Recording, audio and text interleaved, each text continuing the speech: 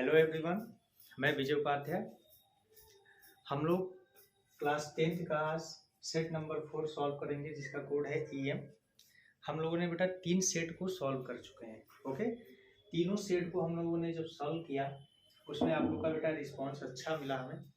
अब हम आगे का सेट नंबर 4 सॉल्व करते हैं। इसमें देखिए हमारा जो साइंस है उसमें हम फिजिक्स पार्ट आपको सॉल्व करा रहे हैं, ठीक है ना। अब देखते हैं बेटा, कोशिश हमारी ये है कि दिवाली से पहले ही आपको कम से कम 2 से 3 दिन में 2023 के पूरे हम सेट को क्या करते हैं, प्रोवाइड करवा दें आपको।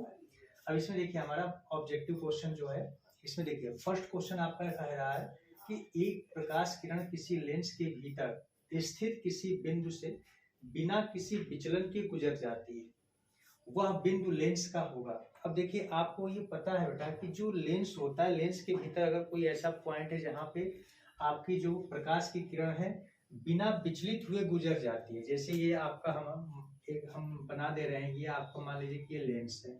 ये कौन सा लेंस है बेटा? कि ये उत्तल लेंस है। और उत्तल लेंस में मुख्य अक्ष पे इसके मध्य बिंदु पे अगर कोई प्रकाश की किरण क्या होती है, अगर यहाँ पे इस पॉइंट से होकर सीधे निकल जाती है बिना विचलित हुए, तो इस बिंदु को हम क्या कहते हैं बेटा? तो इस बिंदु को हम लोग प्रकाशिक केंद्र के नाम से जानते हैं, ठीक है ना। लेंस के बीच में स्थित वह बिंदु जहां से प्रकाश बिना विचलित हुए निकल जाती है या गुजर जाती है, उसे हम क्या कहते हैं? लेंस का प्रकाशिक बिंदु कहते हैं। ऐसे ही आपका उत्तल लेंस में भी होता है और सेम ऐसे ही आपका क्या हो जाता है, अवतल लेंस में भी होता है। जैसे अवतल लेंस को भी हम देख सकते हैं, अवतल लेंस में भी आपका ये चीज सेंटर में होता है यहाँ पे, और इससे प्रकाश की जो किरण गुजरती है वो क्या होती है, बिना विचलित हुए सीधे निकल जाती है। ओके, अब हम लोग तो हमारा ऑप्शन क्या होगा? तो हमारा ऑप्शन बेटा सी आपका बिल्कुल करेक्ट है कि प्रकाशिक केंद्र। ओके, सेकंड क्वेश्चन देखते हैं कि एक प्रकाश किरण अवतल दर्पण के वक्रता केंद्र से होते हुए दर्पण के पृष्ठ पर आपतित होती है। देखिए यहाँ पे अवतल दर्पण है, अवतल दर्पण के वक्रता केंद्र से होते हुए दर्पण के पृष्ठ पर आपतित होती है, परावर्तन कोण का मान होगा। अब इसमें परावर्तन कोण का मान पूछा गया है, तो देखिए सबसे पहले हम ये देखते हैं कि यदि आपका अवतल दर्पण है तो अवतल दर्पण हमारा कैसा होता है। ये देखिए ये हमारा है, ये अवतल दर्पण। ये जब बेटा आपका अवतल दर्पण होता है तो इस अवतल दर्पण से हम क्या करते हैं, ये आपका मुख्य अक्ष है और अवतल दर्पण हमारा जिस कांच के गोले का कटा हुआ भाग होता है बेटा, उसके केंद्र को ही हम क्या कहते हैं, वक्रता केंद्र कहते हैं। और हमने ये चीज पढ़ रखा है कि जब प्रकाश की किरण वक्रता केंद्र से होके जाती है, ठीक है ना, जब प्रकाश की किरण बेटा आपकी वक्रता केंद्र से होके जाती है तो यह जाके टकराती है और टकराने के बाद पर इसका परावर्तन होता है, तो परावर्तन पर वह उसी मार्ग से क्या होती है, पुनः वापस लौट आती है। तो हम देखते हैं कि जब उसी मार्ग से पुनः वापस लौट रही है तो इस परावर्तन किरण और आपतित किरण, यानी परावर्तित किरण और आपतित किरण के बीच में जो एंगल आपका बनेगा, तो एंगल तो आपका कोई बना ही नहीं, क्योंकि वो उसी मार्ग से आ रही है, उसी मार्ग से क्या हो रही है, चली जा रही है, तो एंगल आपका क्या हो जाएगा, 0 डिग्री हो जाएगा। ओके, अब यहाँ पे देखते हैं थर्ड नंबर क्वेश्चन में आपसे कहा गया कि एक सामान्य आंख वाला व्यक्ति किसी वस्तु को सुस्पष्ट रूप से देख सकता है, ठीक है ना, यदि वस्तु की दूरी आंख से। अब देखिए अगर एक सामान्य आंख वाला है, यानी सामान्य आंख का मतलब ये है कि व्यक्ति एकदम स्वस्थ है, वह पास दूर सभी वस्तुओं को क्या कर रहा है, देख ले रहा है। तो देखने के बाद यदि वस्तु की दूरी आंख से, तो वस्तु की दूरी आंख से कितनी होनी चाहिए? तो देखिए आप लोग को 2 चीजें बताई जाती हैं, एक हमारा होता है आंख का निकट बिंदु और दूसरा होता है हमारी आंख का दूर बिंदु। तो आंख का सबसे पास का यानी निकट बिंदु जो होता है वो हमारा बेटा 25 सेंटीमीटर का होता है। ओके, और जो दूर बिंदु होता है वो अनंत पे होता है, यानी हम 25 सेंटीमीटर और अनंत के बीच की सभी दूरियों को क्या करते हैं, आराम से देख सकते हैं, ठीक है। और स्पष्ट हमारा भी इसमें दिखाई देता है।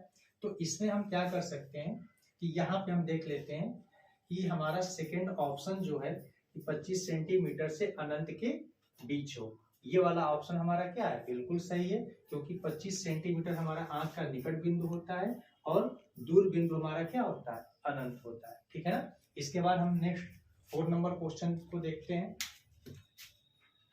किसी परिपथ में लगे विभवांतर को स्थिर रखते हुए परिपथ के प्रतिरोध को तिगुना कर दिया जाता है, और प्रतिरोध को तिगुना कर दिया जा रहा है तो परिपथ में धारा हो जाएगी। आपको धारा बताना है। तो देखिए यहाँ पे क्या हो जाएगा कि चूंकि ओम के नियम से बेटा आप क्या जानते हो, V इक्वल टू क्या होता है, I इंटू आर होता है, या आपको I फाइंड करना है तो I इक्वल टू क्या हो जाएगा, V अपॉन आर। तो यहाँ पे कह रहा है कि विभवांतर को स्थिर रखते हुए, यानी विभव में आपने कोई परिवर्तन नहीं किया, लेकिन प्रतिरोध को आपने क्या कर दिया, तिगुना कर दिया। तो यहाँ पे इक्वेशन इसे 1 कर लो, I equal to V upon R. अब हम एक क्वेश्चन के अकॉर्डिंग क्या करते हैं कि विभव को स्थिर रखते हैं और प्रतिरोध को हमने क्या कर दिया, 3 गुना कर दिया।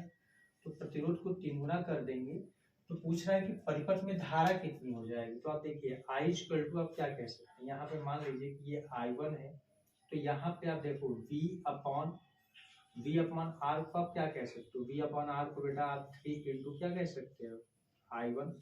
यानी यहाँ पे हम ये चीज देखते हैं कि जो हमारी धारा है वो क्या हो रही है, पहले वाली यहाँ पे हम क्या देखते हैं कि I इक्वल टू बेटा आपका हो जाएगा V अपॉन आर, और यहाँ पे इनटू में 1 अपॉन क्या हो गया, 3 हो गया। V अपॉन आर को बेटा इक्वेशन 1 से हम क्या कहते हैं, I1, यानी I इक्वल टू हो जाएगा 1 अपॉन 3 I1। तो यहाँ पे हमने ये देखा कि यदि हम प्रतिरोध को 3 गुना कर दे रहे हैं, ठीक है ना, तो परिपथ में धारा क्या हो जा रही है, तो 1 अपॉन 3, यानी पहले वाली धारा की तिहाई हिस्सा हो जा रहा है। तो यहाँ पे हमारा ऑप्शन कौन सा सही है, जो दिया है 3 गुना हो जाएगा, 1/4 हो जाएगा, 2 गुना हो जाएगा, 1/3, यानी हमारा चौथा ऑप्शन क्या है, सही है, 1/3 हो जाएगा। ओके। नेक्स्ट क्वेश्चन है आपका कि किसी मकान में 200 वोल्ट पर विद्युत आपूर्ति की जाती है। मकान में 100 ओम और 200 ओम प्रतिरोध के 2 विद्युत बल्ब प्रतिदिन 1 घंटे प्रयोग में आते हैं। प्रतिदिन विद्युत ऊर्जा की खपत होगी। अब यहाँ पे आपको बेटा क्या करना है कि प्रतिदिन का बताना है कि विद्युत ऊर्जा कितनी खपत हो रही है, ठीक है ना। अब विद्युत ऊर्जा हमारी कितनी खपत हो रही है, इसके लिए हम क्या करते हैं, तो देखिए जैसे सबसे पहले हम क्या करते हैं कि 200 वोल्ट है, ठीक है ना, तो V की वैल्यू हम कितना ले लेते हैं, V की वैल्यू हमारी हो गई 200 वोल्ट। ओके। अब देखिए मकान में 100 ओम और 200 ओम प्रतिरोध के 2 विद्युत बल्ब प्रतिदिन 1 घंटे प्रयोग में लाए जाते हैं। तो आपको बेटा पता है कि जो हम अपने घरों में वायरिंग करते हैं वो हमारा किस में होता है, समांतर क्रम में होता है, ठीक है ना। और समांतर क्रम में होता है तो तुल्य प्रतिरोध हमारा कितना हो जाएगा, सबसे पहले हम तुल्य प्रतिरोध निकाल लेते हैं। तो देखो R1 इक्वल टू मान लीजिए कि 100 ओम है और R2 इक्वल टू आपका कितना है, 200 ओम है। अगर हम तुल्य प्रतिरोध निकालते हैं तो क्या कर लेंगे, दोनों का मल्टीपल और अपॉन में क्या हो जाएगा, दोनों का योगफल। तो 100 प्लस 200 इसको सॉल्व कर लोगे तो हो जाएगा 100 इंटू 200 अपॉन में बेटा क्या हो जाएगा 300।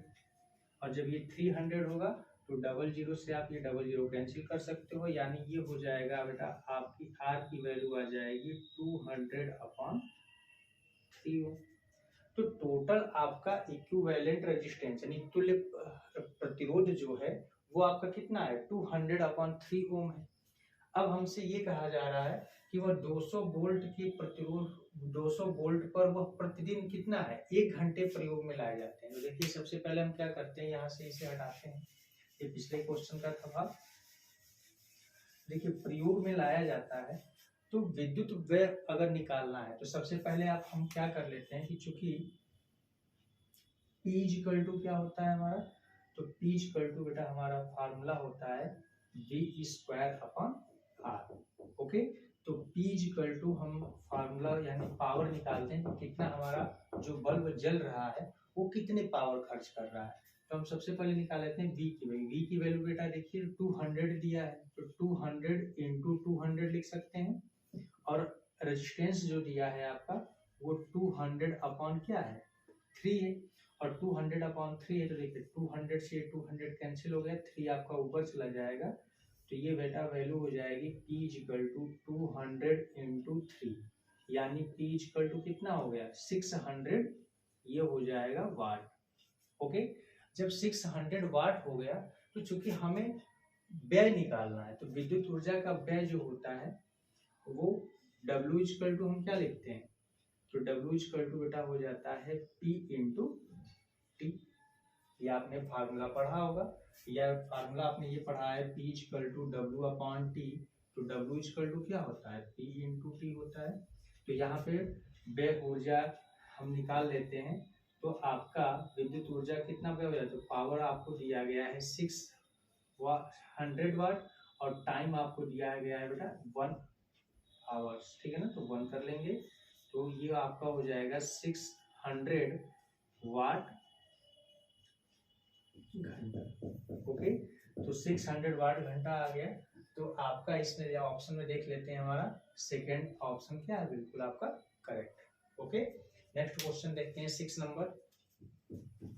आ गया है कि किसी गोली दर्पण तथा किसी लेंस की फोकस दूरियां -25 सेंटीमीटर है, संभवतः दर्पण एवं लेंस है। देखिए इस टाइप का क्वेश्चन एक और आ चुका है पिछले सेट में, ठीक है ना, तो आपको बेटा पता है कि यहाँ पे दे रहा है, देखिए फोकस दूरियां कितनी है -25 सेंटीमीटर है, तो 25 सेंटीमीटर से हमें कोई लेना देना नहीं है, इससे हमें कुछ नहीं पता चलता है, लेकिन यहाँ पे जो साइन दिया है ना माइनस, ये इंपॉर्टेंट है हमारे लिए। यानी अब आप देखिए कि किस दर्पण की फोकस दूरी आपकी माइनस में होती है, तो आपको बेटा पता है अवतल जो दर्पण होता है, अवतल दर्पण की फोकस दूरी क्या होती है माइनस में होती है। अब यहाँ पे माइनस हम लिख लेते हैं, और यही चीज अवतल लेंस की बात करते हैं, तो अवतल लेंस की भी फोकस दूरी क्या होती है माइनस में, यानी दोनों की यहाँ पे ये जो फोकस दूरी होती है, इन दोनों की अवतल दर्पण और अवतल लेंस दोनों की क्या है निगेटिव। और जब निगेटिव है तो यहाँ पे माइनस तो दोनों में आ रहा है ना, कि गोली दर्पण और लेंस दोनों की फोकस दूरी माइनस में है, और जब माइनस में है बेटा तो आपका क्या हो जाएगा, संभवतः दर्पण और लेंस कौन से होंगे, तो दोनों आपके अवतल हो जाएंगे, ठीक है ना, तो ये आपका ऑप्शन नंबर डी क्या है करेक्ट है। ओके, अब नेक्स्ट क्वेश्चन देखते हैं, इसमें दिया है कि किसी विद्युत परिपथ में 2 ओम 4 ओम और 6 ओम के 3 प्रतिरोध श्रेणी क्रम में जुड़े हैं, परिपथ में 2 एम्पियर की धारा प्रवाहित हो रही है, प्रत्येक प्रतिरोध के सिरों के बीच विभवांतर क्रमशः होंगे। देखिए सबसे पहले हम यहाँ पे क्या कर लेते हैं, इसका एक सर्किट बना देते हैं। जैसे मान लीजिए कि ये आपके पास 2 ओम है, फिर आपके पास यहाँ पे 4 ओम है, उसके बाद यहाँ पे आपके पास ये 6 ओम है, और तीनों आपके बेटा श्रेणी क्रम में जुड़े हैं। यहाँ पे हम क्या करते हैं, यहाँ पे एक बैटरी जोड़ देते हैं, यहाँ पे चलिए आपकी एक कुंजी हो गई, ये आपकी बैटरी है 20 वोल्ट की, ये आपका प्लस हो गया, ये माइनस, ये आपका है 2 ओम, फिर ये है आपका 4 ओम, और ये है आपका 6 ओम। ओके, ऐसे सर्किट आपको दिया है, तीनों रेजिस्टेंस यानी तीनों प्रतिरोध आपके किस में जुड़े हुए हैं श्रेणी क्रम में है। तो आपको बेटा पता है कि श्रेणी क्रम में यहाँ पे देखिए प्लस चार्ज है, प्लस टर्मिनल से क्या होता है करंट फ्लो होगी, यानी आई करंट यहाँ पे जाएगा यहाँ। अब जब इसमें आएगी तो आई करंट पहले 2 ओम में इंटर करेगी, फिर 4 ओम में, फिर 6 ओम में, फिर वहां से होते हुए कुंजी से होते हुए अपने नेगेटिव टर्मिनल में वापस आ जाएगी। ओके, अब यहाँ पे हम क्या करते हैं कि आपको बेटा पता है कि श्रेणी क्रम में क्या होता है कि जो विभवांतर होता है वो प्रत्येक प्रतिरोध के लिए क्या होता है अलग अलग होता है। यानी हम मान लेते हैं कि हमारा 2 ओम के प्रतिरोध में विभवांतर V1 है, 4 ओम के प्रतिरोध में विभवांतर V2 है, 6 ओम के प्रतिरोध में विभवांतर कितना है V3 है। तो श्रेणी क्रम में विभवांतर तो अलग अलग होते हैं, लेकिन बेटा जो धारा होती है I वो तीनों में समान होती है, ठीक है ना। जब तीनों में समान होती है तो यहाँ पे हम क्या कर सकते हैं, देखिए धारा आपकी कितनी है, इसमें धारा की वैल्यू दिया है 2 एम्पियर, यानी इसमें 2 एम्पियर की करंट क्या हो रही है, फ्लो हो रही है। अब 2 एम्पियर की धारा सब में जा रही है तो विभवांतर कितना हो जाएगा, तो बेटा आप ओम का नियम लगा लोगे। ओम के नियम से देखिए V1 इक्वल टू क्या हो जाएगा, I इंटू आर, यानी V1 इक्वल टू आप कह सकते हो I, इसमें से कौन सी जा रही है 2 एम्पियर, प्रतिरोध कौन सा है 2, यानी 2 2 जा 4, ये हो जाएगा 4 volt. Same as V2 equal to I की वैल्यू कितनी है आपकी 2, रेजिस्टेंस कितना है 4, तो 4 2 जा 8 वोल्ट। और इसके बाद आप निकाल लोगे V3 की वैल्यू, V3 इक्वल टू क्या है, तो बेटा V3 इक्वल टू धारा तो 2 ही है और वोल्टेज कितना, सॉरी प्रतिरोध कितना है तो 6 है, तो V3 इक्वल टू कितना हो जाएगा 12 वोल्ट। ओके, तो जो आपकी वोल्टेज की वैल्यू आ जाएंगी 4 वोल्ट, 8 वोल्ट और 12 वोल्ट हो जाएगी। अब ऑप्शन हम चेक करते हैं, देखिए हमारा पहला ऑप्शन ही बिल्कुल क्या है, करेक्ट है। ओके, अब इसके बाद हम बेटा वर्णनात्मक प्रश्न में देखते हैं कि वर्णनात्मक प्रश्न हमारा क्या है। ठीक है, और है यहाँ से स्टार्ट किया गया है, ठीक है ना। 21 नंबर क्वेश्चन देखते हैं कि गोलीय दर्पण कितने प्रकार के होते हैं, इनके नाम लिखिए। किसी गोलीय दर्पण के वक्रता केंद्र एवं मुख्य अक्ष की परिभाषा दीजिए। एक उत्तल दर्पण की फोकस दूरी 30 सेंटीमीटर है। दर्पण के सम्मुख 5 सेंटीमीटर लंबी वस्तु दर्पण से 30 सेंटीमीटर दूरी पर रखी है, ठीक है ना। तो प्रतिबिंब की स्थिति, आकार एवं प्रकृति ज्ञात कीजिए। देखिए यहाँ पे ये लॉन्ग क्वेश्चन यानी 4 नंबर में क्वेश्चन आपसे पूछा जाता है ऐसे, तो क्वेश्चन में जितना पूछा गया है बस उसका एक एक स्टेप का जवाब आप देते जाइए, ठीक है ना। देखिए सबसे पहले क्या है कि सबसे पहले क्वेश्चन आपसे पूछा गया कि गोलीय दर्पण कितने प्रकार के होते हैं, ठीक है ना। तो आप यहाँ से सॉल्व करोगे, आप इसे यहाँ पे लिखोगे क्या कि गोलीय दर्पण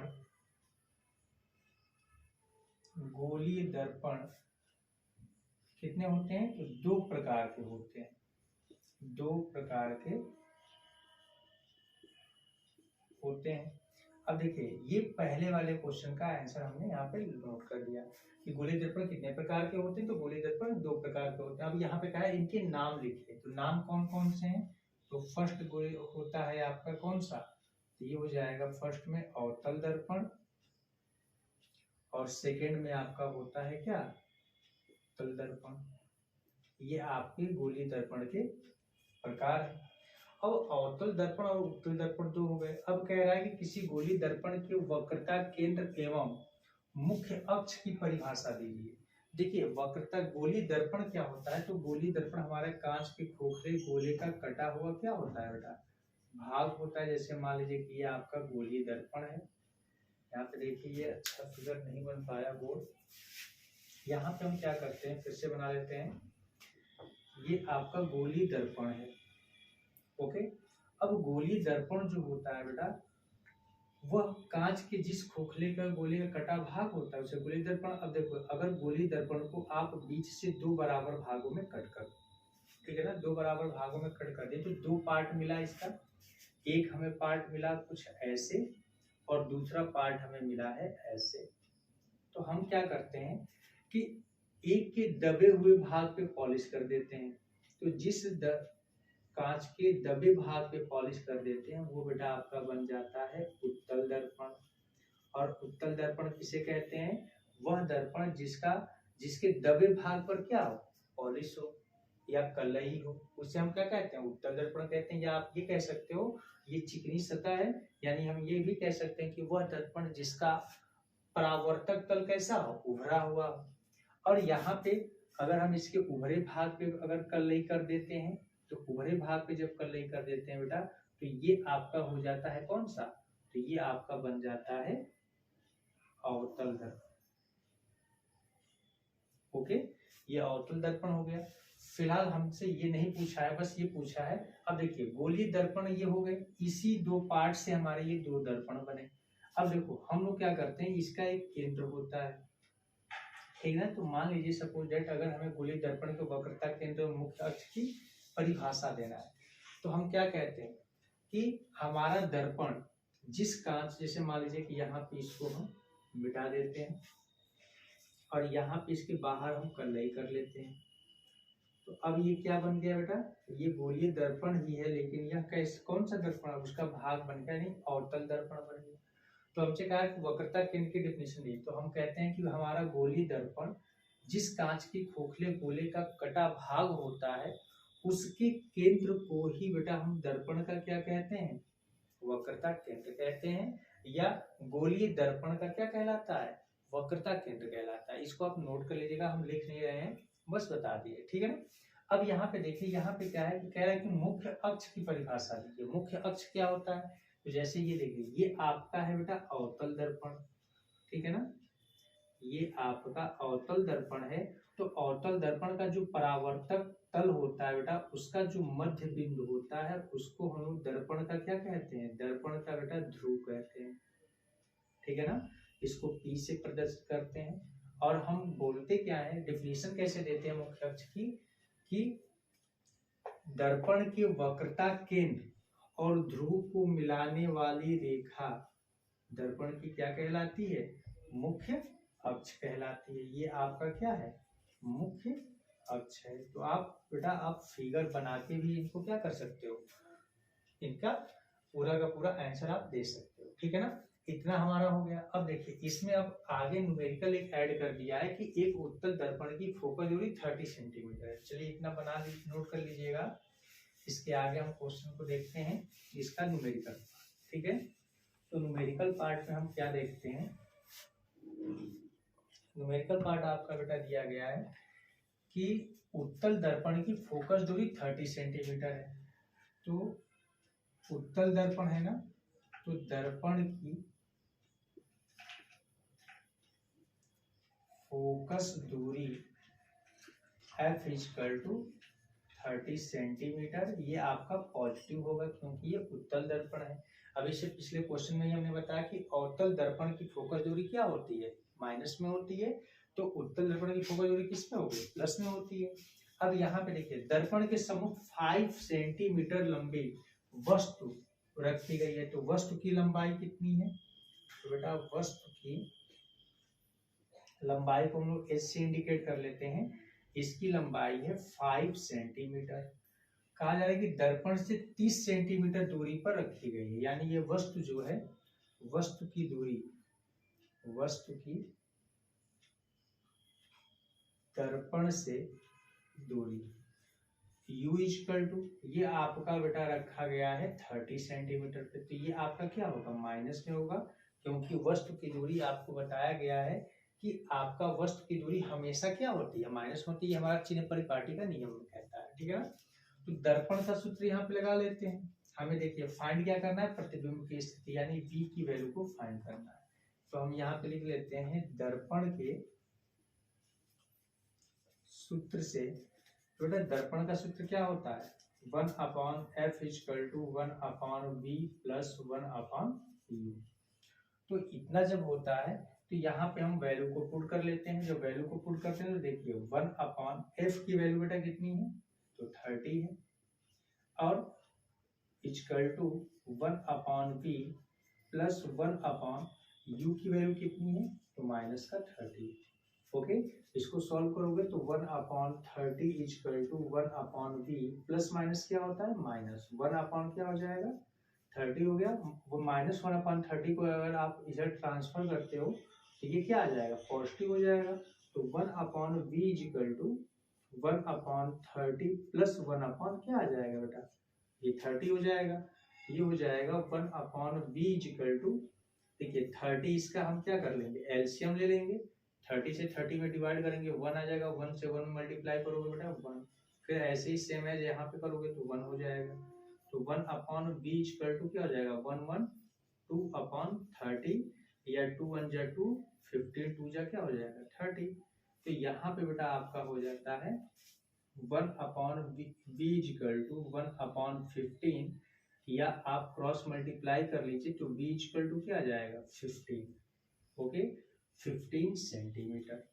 अब यहाँ पे हमारा ये एक तो ये उत्तल दर्पण है, ठीक है, और उत्तल दर्पण के यहाँ पे इमेज जो आई है v की वैल्यू ये पॉजिटिव आई। इसका मतलब कि हमारा प्रतिबिंब कहाँ बन रहा है, दर्पण के पीछे बन रहा है, और यहाँ पे आकार पूछा है, आकार कितना होगा, तो आकार बेटा आप निकाल सकते हो, क्योंकि आवर्धन क्षमता m इक्वल टू क्या होता है, I upon O equal to minus V upon U। Okay, तो I की वैल्यू जब फाइंड करोगे तो I की वैल्यू आपको दिया नहीं है पता, और ऑब्जेक्ट है यहाँ पे, चलो ऑब्जेक्ट को हमने h माना है ना, तो h लिख लेते हैं वस्तु की लंबाई। तो वस्तु की लंबाई आपकी है 5, v की वैल्यू आपकी बेटा आई है 15, और u की वैल्यू है माइनस का 30। तो माइनस से माइनस कैंसिल हो जाएगा, 15 1 जा 15, 52 जा क्या हो जाएगा 30। तो ये हो जाएगा i upon 5 equal to 1 upon 2, और क्रॉस मल्टीप्लाई कर लोगे बेटा तो ये हो जाएगा i equal to 5 upon 2। Okay, तो i इक्वल टू हो जाएगा 2.5 सेंटीमीटर, यानी प्रतिबिंब कितना बड़ा बनेगा, 2.5 सेंटीमीटर का होगा।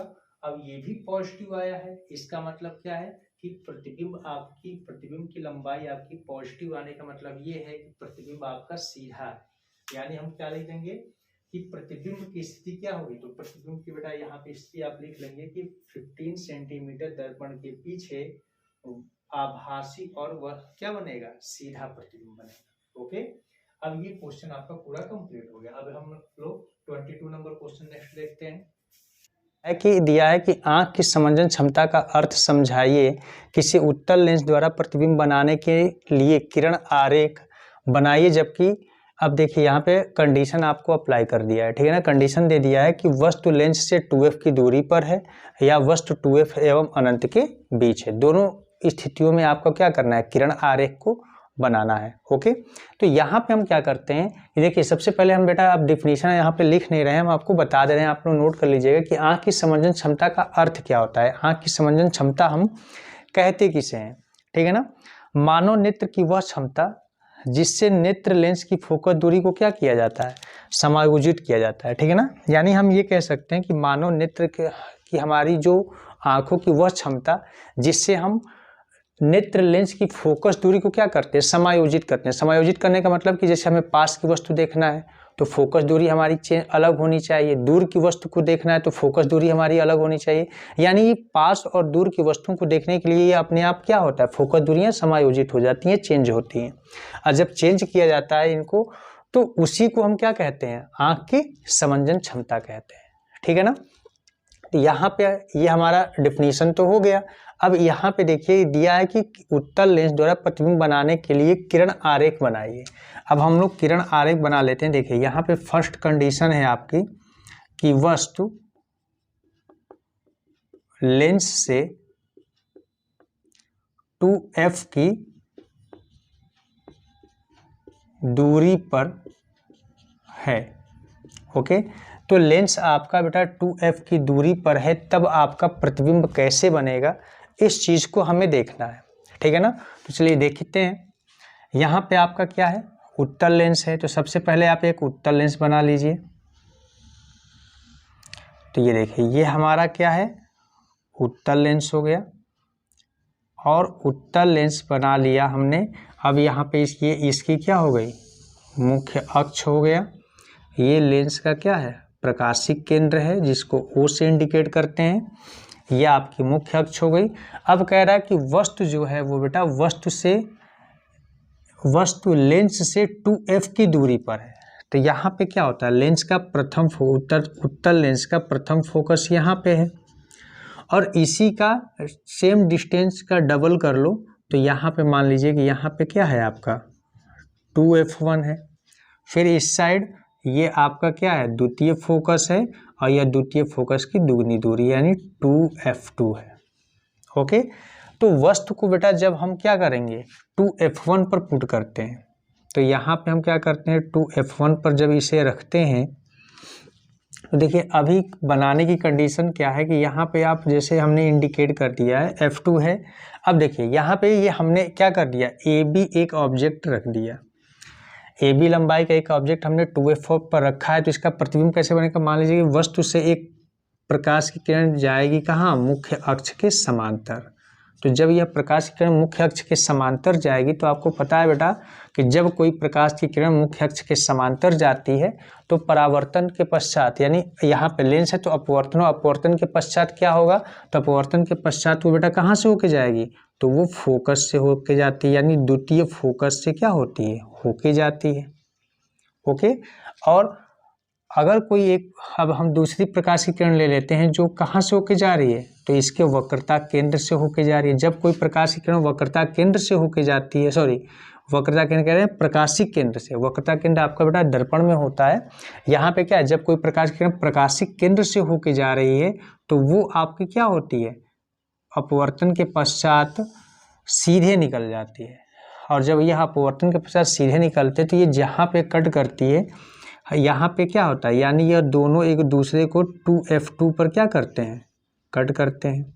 ये आपका 2f2 है, यानी 2f1 पर वस्तु को जब रखा जाता है तो वस्तु का प्रतिबिंब कहाँ पे बनता है, 2f2 पर बनता है।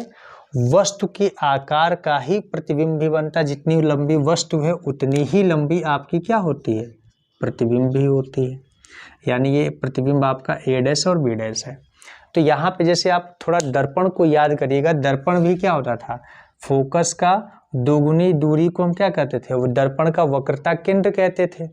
और जब प्रतिबिंब को, वस्तु को वक्रता केंद्र पर रखते थे तो प्रतिबिंब भी आपका वक्रता केंद्र पर ही इसी के नीचे बनता था, वस्तु के बराबर बनता था। सेम वही कंडीशन है, लेकिन यहाँ पे क्या है कि इसके अपोजिट डायरेक्शन में, यानी कुछ दूरी पर बन रहा है। एक वस्तु को लेंस से 2f की दूरी पर रखोगे तो बेटा ये आपका फिगर हो गया। इसके बीच में लिखना चाहते हो तो नीचे लिख सकते हो कि जब वस्तु को हम 2f की दूरी पर रखते हैं तो वस्तु का प्रतिबिंब 2f2 दूरी पर वास्तविक उल्टा बनता है, ठीक है ना, और वस्तु के क्या होता है, बराबर आकार का बनता है। अब हमारा जो सेकंड है क्वेश्चन कि वस्तु 2f एवं अनंत के बीच हो, तो इसको देख लेते हैं बेटा कि जब हमारा वस्तु क्या हो, 2f और अनंत के बीच हो,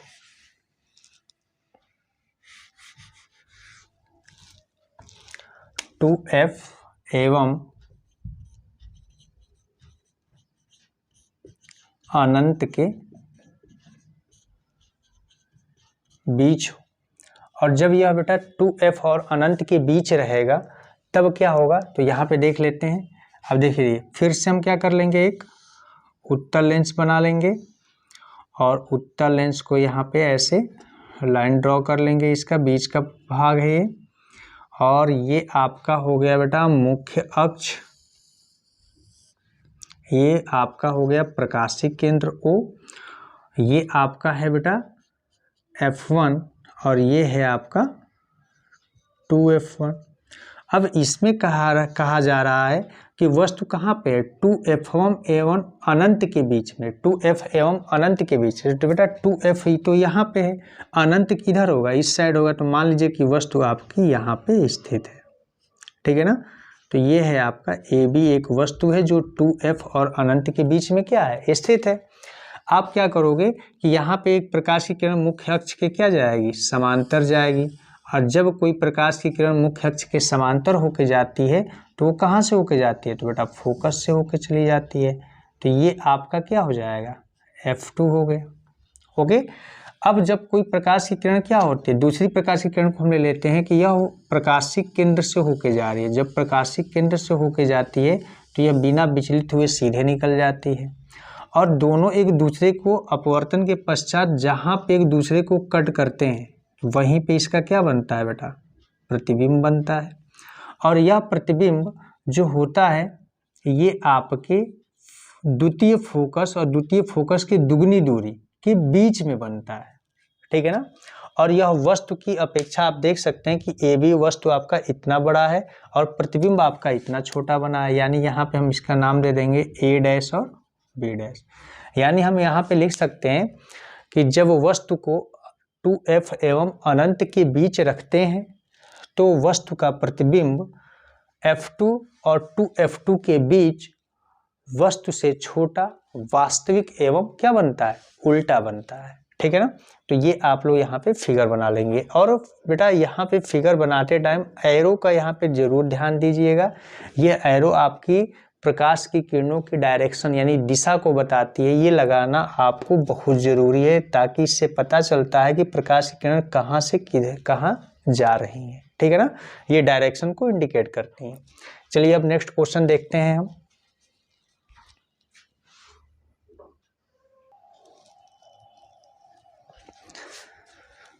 ट्वेंटी नंबर क्वेश्चन है बेटा हमारा कि प्रतिरोधों के समांतर संयोजन के किन्हीं दो लाभों का उल्लेख कीजिए। दिए गए परिपथ में प्रत्येक प्रतिरोध में प्रवाहित धारा तथा परिपथ में प्रवाहित संपूर्ण धारा का मान ज्ञात कीजिए। अब यहाँ पे देखिए आपको ये बताया गया कि प्रतिरोधों के समांतर संयोजन के किन्हीं दो लाभ का उल्लेख कीजिए, यानी समांतर क्रम में अगर हम क्या करते हैं कि संयोजन कर रहे हैं प्रतिरोधों का, तो उसका हमें लाभ क्या होता है। देखिए बेटा हम लोग क्या करते हैं कि हम लोग अपने घरों की जो वायरिंग देखते हैं, तो घरों में हमारी वायरिंग क्या होती है, सभी वायरिंग हमारी समांतर संयोजन से होती है। जैसे हम समांतर संयोजन को हम ऐसे भी समझ सकते हैं, जैसे क्या होता है कि जैसे बल्ब के लिए हम एक अलग स्विच रखते हैं, फैन के लिए अलग रखते हैं, कोई और लाइट है उसके लिए अलग स्विच रखते हैं। तो ये जितने भी अलग अलग स्विच लगाए जाते हैं वो सब क्या है, समांतर क्रम में होते हैं। अगर श्रेणी क्रम में होता तो एक ही स्विच होता, एक ही। अगर फैन को बंद कर देते हैं हम तो लाइट, फैन या आपका फ्रिज है, टीवी है, जितनी भी डिवाइसें अगर आपकी कनेक्टेड हैं वो सब A to Z एक साथ बंद हो जाती, और ऑन करते तो सब एक साथ चालू हो जाती। तो यहाँ पे हमारा सबसे पहले बेटा लाभ तो यही है कि जब हम किसी भी समांतर क्रम में संयोजन कर लेते हैं तो किसी भी एक डिवाइस को अगर जब हम चालू करते हैं तो दूसरी डिवाइस का इस पर कोई भी प्रभाव नहीं पड़ता है। दूसरी डिवाइस को हम क्या करते हैं, जैसा है वो वैसे ही, बंद है तो बंद ही रहेगा, चालू है तो चालू रहेगा, कोई इफेक्ट यानी उस पर कोई भी प्रभाव नहीं पड़ता है। तो पहला हमारा लाभ तो यही हो गया कि यदि हम फैन ऑन करना चाहते हैं तो हम फैन ही ऑन करेंगे, और लाइट नहीं जलाना चाहते तो लाइट नहीं जलेगी, टीवी नहीं चलाना चाहते टीवी नहीं जलेगी, जब तक उनके स्विचों को हम क्या करें, ना ऑन करें। तो दूसरी हमारी कंडीशन क्या आती है, दूसरा लाभ क्या है कि देखिए श्रेणी क्रम में क्या होता है कि आपको मैंने अभी इससे पहले वाले क्वेश्चन में बताया कि श्रेणी क्रम में बेटा आपका जो करंट होती है वो तो सेम होती है, लेकिन वोल्टेज सबका अलग अलग हो जाता है। और यहाँ पे समांतर क्रम में क्या होता है कि जितनी भी डिवाइस है, यानी जितने भी आपके पास डिवाइस हैं, उपकरण है, सब जुड़े हैं, वो सबको एक बराबर वोल्टेज मिलता है। जैसे आपका मान लीजिए क्वेश्चन में ही आपका ये रेजिस्टेंस को तीनों को समांतर क्रम में जोड़ा गया है, ठीक है ना। तो समांतर क्रम में जोड़े हैं तो इन तीनों के लिए जो विभवांतर होगा V, वो क्या होगा, इक्वल होगा। यानी 8 ओम में भी आपका 8 वोल्ट का विभवांतर है, 12 ओम के लिए भी 8 वोल्ट है, 24 ओम के लिए भी क्या है, 8 वोल्ट है। सबके लिए विभवांतर क्या है, यहाँ पे इक्वल है, ठीक है ना। तो ये हमारे दो लाभ हो जाएंगे, आप लोग इसको लिख लीजिएगा।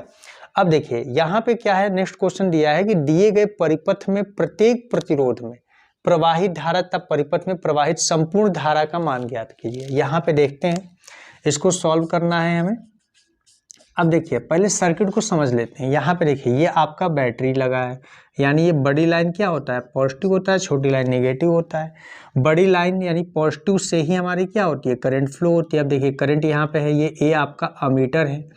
अब अमीटर से होते हुए करंट जब यहाँ पे इस जंक्शन पे पहुँचती है, मान लीजिए कि ये पॉइंट ए है और ये पॉइंट आपका क्या है, बी है।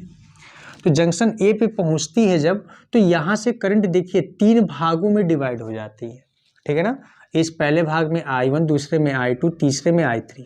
और I1 धारा 8 ओम से होके, I2 धारा 12 ओम से होके, I3 धारा 24 ओम से होते हुए पॉइंट बी पर जाके सब मिल जाती हैं, और टोटल धाराएं फिर से मिलकर I करंट बना देती हैं, और I करंट सीधे आके आपके निगेटिव टर्मिनल में एंटर कर जाता है, ठीक है ना। तो यहाँ पे क्या है कि हमें बताना क्या है कि प्रत्येक प्रतिरोध में प्रवाहित धारा कितनी है। तो देखिए अभी हमने आपको बताया कि समांतर क्रम है, और समांतर क्रम में वोल्टेज जो होता है तीनों के लिए क्या होगा, सेम होगा। तो यहाँ पे सबसे पहले आप लिख लीजिए ओम के नियम से। तो बेटा ओम के नियम से क्या हो जाएगा, तो देखिए ओम का नियम क्या कहता है, R = V अपॉन क्या होता है, I होता है। या आपको I की वैल्यू फाइंड करनी है तो I = बेटा हो जाएगा V/R। ओके, तो हम सबसे पहले I1 की वैल्यू निकाल लेते हैं। तो I1 की वैल्यू क्या हो जाएगी, देखिए I1 किस में फ्लो हो रहा है, 8 ओम में, और वोल्टेज कितना है आपका 8 ओम है, तो वोल्टेज की वैल्यू रख लीजिए 8, आर की भी वैल्यू है आपकी 8, यानी 8 से 8 कैंसिल हो गया, यहाँ पे आ गया 1, यानी I1 की वैल्यू बेटा कितनी आ गई 1 एम्पियर। ओके, अब यहाँ पे देखिए I2 की वैल्यू ऐसे ही फाइंड कर लीजिए, I2 इक्वल टू, तो V अपन क्या होगा R होगा। देखिए V की वैल्यू I2 के यहाँ पे R2 के लिए भी आपका क्या होगा 8 ही होगा, और यहाँ पे रेजिस्टेंस I2 करंट किस में फ्लो हो रही है 12 में, तो 12 कर लीजिए। देखिए 4 2 जा 8, 4 3 जा 12, यानी I2 की वैल्यू बेटा आपकी कितनी आ गई, तो I2 की वैल्यू हो गई 2/3 एम्पियर।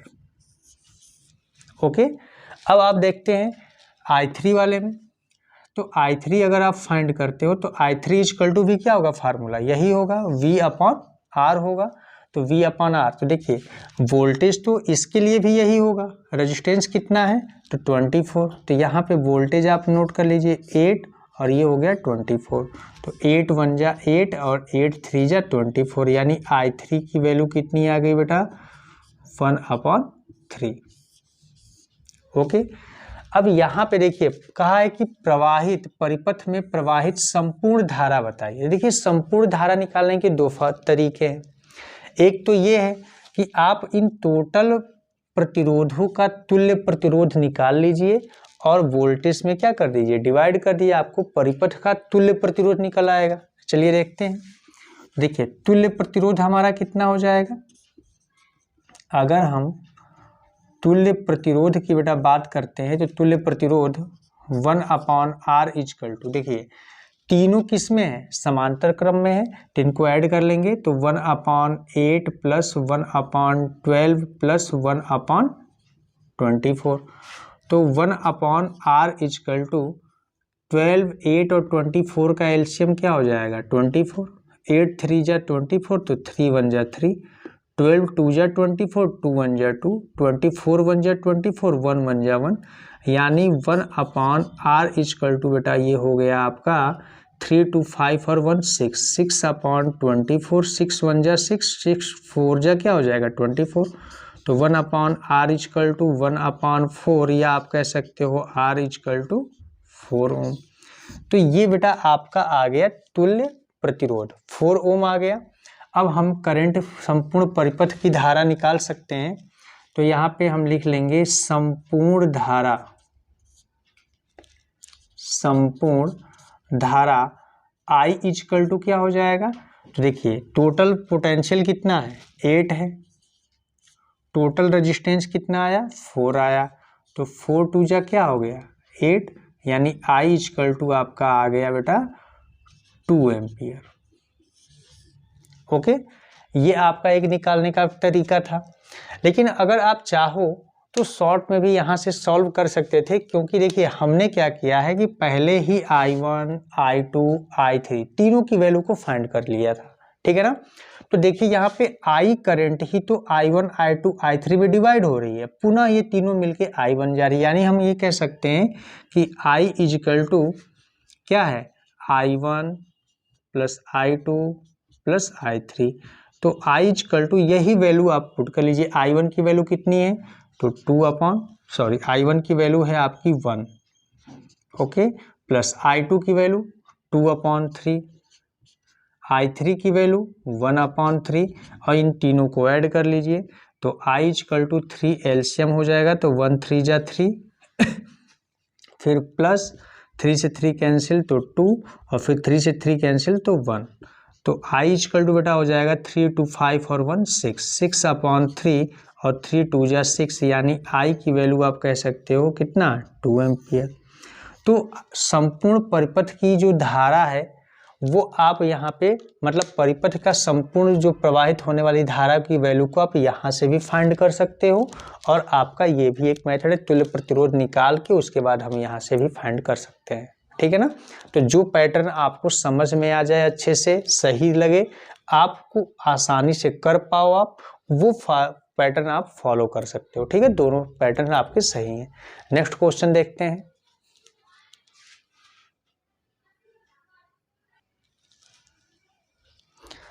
नेक्स्ट क्वेश्चन देखते हैं बेटा, 24 नंबर है।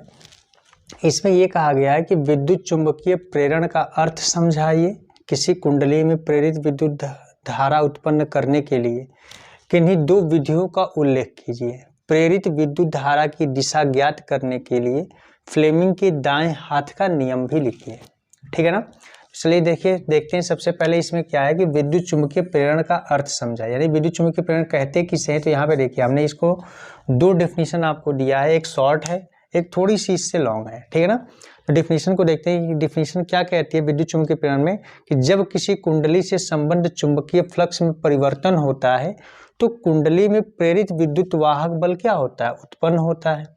और जब प्रेरित विद्युत वाहक बल उत्पन्न होता है उस अवस्था में अगर कुंडली आपकी बंद है, ठीक है ना, कुंडली क्या है, बंद है, तो कुंडली में प्रेरित धारा उत्पन्न होती है और इसी घटना को हम लोग क्या कहते हैं, विद्युत चुंबकीय प्रेरण कहते हैं। या आप बेटा लिख सकते हो कि किसी चालक को किसी परिवर्तित चुंबकीय क्षेत्र में रखने पर उस चालक के सिरों के बीच वैद्युत वाहक बल उत्पन्न होने को ही क्या कहते हैं, हम विद्युत चुंबकीय प्रेरण कहते हैं। अब देखिए यहाँ पे बात आती है कि संबद्ध चुंबकीय फ्लक्स में परिवर्तन कैसे होता है। इस क्वेश्चन में ये हमें बताना भी पड़ेगा, क्योंकि यहाँ पे लिखा क्या है कि किसी कुंडली में प्रेरित विद्युत धारा उत्पन्न करने के लिए किन्हीं दो विधियों का वर्णन कीजिए कि कैसे हम कुंडली में प्रेरित धारा को क्या करते हैं, उत्पन्न करते हैं। तो चलिए देखते हैं इसमें, इसको नोट कर लीजिएगा।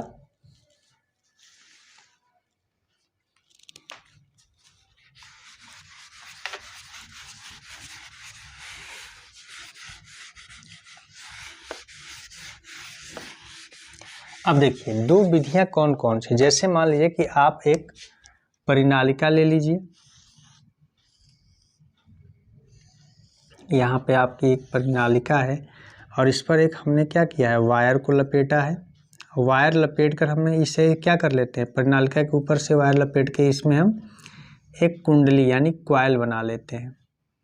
और ये जो कॉइल होता है बेटा, इस कॉइल के वायर से हम क्या करते हैं कि एक गैल्वेनोमीटर या अमीटर को ऐड कर लेते हैं।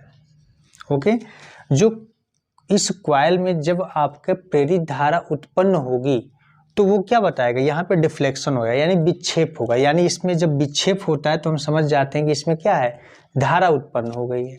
अब देखो पहली विधि क्या है कि कुंडली हम ले लेते हैं और कुंडली को स्थिर रख देते हैं। कुंडली को हम क्या करते हैं, स्थिर रख देते हैं और स्थिर रखने के बाद हम यहाँ पे एक बार चुंबक लाते हैं यानी दंड चुंबक, बार मैग्नेट।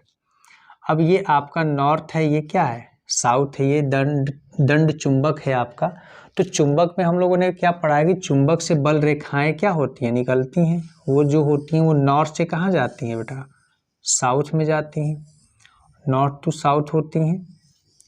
और चुंबक के बाहर ये क्या होती है, नॉर्थ से साउथ जाती हैं, लेकिन चुंबक के अंदर जब आती हैं ये तो साउथ से क्या होती हैं, नॉर्थ होती हैं। तो ये डायरेक्शन आप लोग याद रखिएगा। ओके, ये देखिए नॉर्थ से कहाँ जा रही हैं, साउथ की तरफ जा रही हैं, सारी नॉर्थ से ये चुंबकीय बल रेखाएं हैं। और जब चुंबकीय बल रेखाएं बेटा नॉर्थ से साउथ जा रही हैं, अब इस ऐसी कंडीशन में हम क्या करते हैं, बार मैग्नेट को जब यहाँ पे कुंडली के पास लाते हैं, तो बार मैग्नेट को जब कुंडली के पास लाते हैं तो देखिए यहाँ पे क्या होता है, चुंबकीय फ्लक्स हैं, चुंबकीय बल रेखाएं हैं। जो चुंबकीय बल रेखाएं यहाँ पे मिलती हैं तो क्या होता है, यहाँ पे इनकी संख्याएं बढ़ जाती हैं। जब संख्या बढ़ती है यानी चुंबकीय फ्लक्स में क्या होता है, परिवर्तन होने लगता है। और चुंबकीय फ्लक्स में परिवर्तन यह समय के अकॉर्डिंग होता है, यानी हम कहते हैं चुंबकीय फ्लक्स की जो दर होती है वही क्या है, आपका प्रेरित विद्युत वाहक बल। चूंकि आपने फैराडे के नियम से पढ़ा है, E = क्या होता है, minus del phi upon del T. तो यहाँ पे क्या है कि जब इसको पास लाते हैं तो देखा गया कि इसमें प्रेरित विद्युत वाहक बल उत्पन्न हुआ और उसकी वजह से यहाँ पे क्या हो गई, प्रेरित विद्युत वाहक बल यानी फ्लक्सों में परिवर्तन हुआ। फ्लक्स में परिवर्तन की वजह से प्रेरित विद्युत वाहक बल हुआ। और जब यहाँ पे हमने कुंडली को बंद करके रखा है तो इसमें क्या होती है, प्रेरित धारा उत्पन्न हो गई और यहाँ पे हमें क्या मिलता है, डिफ्लेक्शन शो होता है। यानी ये हमारी एक विधि है वो कौन सी विधि? जिसमें हम कुंडली को स्थिर रखे हैं और मैग्नेट को क्या करा रहे हैं? मूव करा रहे हैं। इसको पास लाते हैं तब भी धारा उत्पन्न होती है, और दूर ले जाते हैं तब भी धारा उत्पन्न होती है, ठीक है ना। अब देखो यहाँ पे आपको बस मैं इतना ही बता रहा हूँ क्योंकि हाई स्कूल में हो, और इससे ज़्यादा आपको लिखना नहीं है। 12th में बेटा इसको और अच्छे से एक्सप्लेन किया जाएगा। इसमें बहुत सारी कंडीशन होती है। यहाँ पे हम करंट की डायरेक्शन को भी दिखाते हैं कि नॉर्थ पोल और साउथ पोल में कैसे हम यहाँ पे एंटी क्लॉकवाइज क्लॉकवाइज कैसे करंट डेवलप होती है, उनकी डायरेक्शन क्या होती है, वो सारी चीज़ें हम देखते हैं। अब देखिए ये पहली विधि हो गई। दूसरी विधि में आप क्या लिखोगे कि जब आपका क्या हो, मैग्नेट स्थिर हो, ठीक है ना, और कॉइल को हम क्या करें, इसके पास ले जाएं, उस कंडीशन में भी आपका क्या होता है, तो बेटा उस कंडीशन में भी प्रेरित विद्युत वाहक बल यानी फ्लक्सों में क्या होता है, परिवर्तन होता है। तो वहाँ पे प्रेरित विद्युत वाहक बल उत्पन्न होता है। उसमें अगर कोई कॉइल जुड़ी हुई ही है, बंद ही है, तो इसमें धारा क्या होता है, उत्पन्न हो जाता है, ठीक है ना। और जब धारा उत्पन्न होता है तो यहाँ पे क्या दिखता है आपको, विक्षेप दिखता है।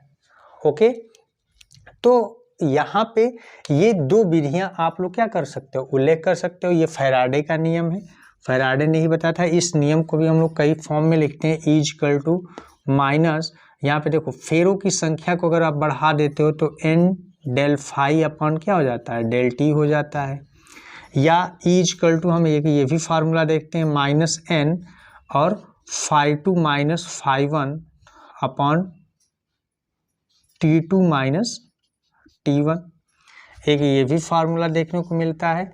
या आप लिख सकते हो इसे बेटा E equal to minus D phi upon D T, ये भी आप लिख सकते हो।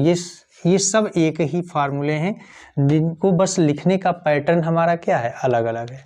चलिए अब इसी में हम नेक्स्ट क्वेश्चन देखते हैं। इसमें दिया है कि प्रेरित विद्युत धारा की दिशा ज्ञात करने के लिए, यानी जो धारा इसमें उत्पन्न हुई उसकी दिशा को ज्ञात करने के लिए फ्लेमिंग के दाएं हाथ का नियम लिखिए। देखिए फ्लेमिंग का दाएं हाथ का नियम क्या है। फ्लेमिंग ने ये बताया कि यदि हम अपने दाएं हाथ की 3 उंगलियां, यानी ये हमारा अंगूठा है, इसको हम लोग पहली उंगली को तर्जनी कहते हैं, और बीच वाली जो बड़ी उंगली होती है उसको मध्यमा कहते हैं, ठीक है ना। तो यदि हम इन तीनों उंगलियों को इस प्रकार फैलाएं कि तीनों उंगलियां एक दूसरे को क्या है, एक दूसरे के क्या हो, लंबवत हो ऐसे, तो अगर ऐसी कंडीशन में यदि आपकी यह तर्जनी चुंबकीय क्षेत्र की दिशा को दर्शाता है, ठीक है ना, तो अंगूठा आपकी क्या करेगा, गति की दिशा को दर्शाएगा। और ऐसी स्थिति यानी अंगूठा गति की दिशा को दर्शा रहा है, तर्जनी आपकी चुंबकीय क्षेत्र को दर्शा रही है, तो जो ये मध्यमा होगी बेटा, ये आपकी कुंडली में प्रेरित धारा की दिशा को दर्शाता है। ओके, तो आप लोग इसकी डिफिनीशन को लिख लीजिएगा। कैसे लिखोगे कि फ्लेमिंग के दाएं हाथ के नियम के अनुसार जब हम अपने अंगूठे के पास की दोनों उंगलियों को इस प्रकार फैलाते हैं कि तीनों उंगलियां एक दूसरे के क्या हो, लंबवत हो, तो तर्जनी चुंबकीय क्षेत्र को दर्शाती है, अंगूठा गति की दिशा को बताती है, तब मध्यमा जो होती है वो हमारी किसको इंडिकेट करती है, किसको प्रदर्शित करती है, तो प्रेरित धारा की दिशा को बताती है, ठीक है ना।